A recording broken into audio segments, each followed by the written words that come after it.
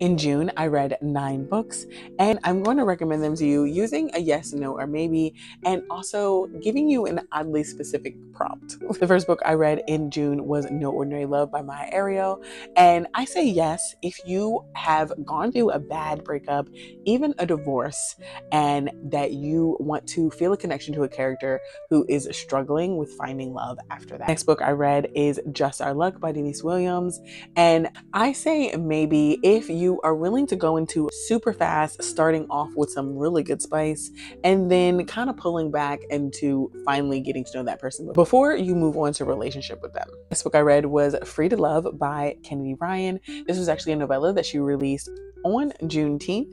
And I say yes, if you're looking for a quick read that will have a little bit of angst, a little bit of anger, and a little bit of spice. The next book I read was Assassin's Blade by Sarah J. Maas. And I say yes, if you love novellas, fantasies, and prequels.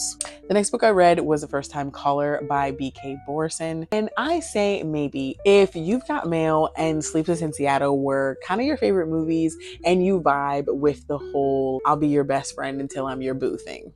The next book I read was Embraced, the Arranged Heart series by Maya. This book, I say maybe if you are interested in arranged marriages where the people are clearly meant for each other, but they're not convinced that they're meant for each other. This book I read was Shield of Sparrows by Devoney Perry, and I say yes, 10 times yes, all the yeses. Read this book if you love fantasy, if you love plot twists, if you're okay with kind of guessing what's going to happen, but also not knowing anything at all.